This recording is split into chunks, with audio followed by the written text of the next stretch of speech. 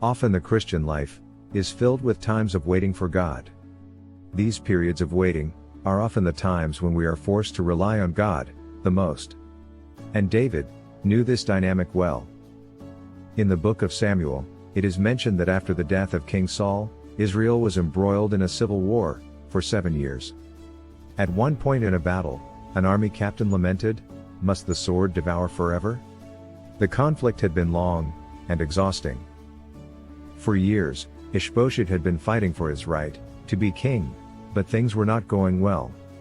The general of his army had been killed in Hebron. There was not much hope of victory left. Two leaders in Ish-bosheth's army decided to take matters into their own hands. They snuck into Ish-bosheth's house and killed him in his sleep. Cutting off his head and hands as proof of his death, they fled to David's headquarters. They wrongly assumed that, by delivering the body of David's rival to him, they would be rewarded.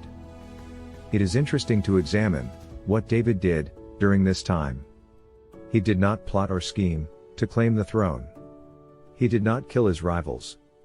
Instead, David waited, conducting funerals, writing laments, having children, and administering justice. In contrast, Joab, Abner, Rechab, and Baanah were all opportunists, willing to shed blood to advance their cause. David knew that he had been anointed by the Lord, and waited for his timing. His Psalms in chapter 27 and verse 14 often encourage us, "Wait for the Lord, be strong and take heart, and wait for the Lord."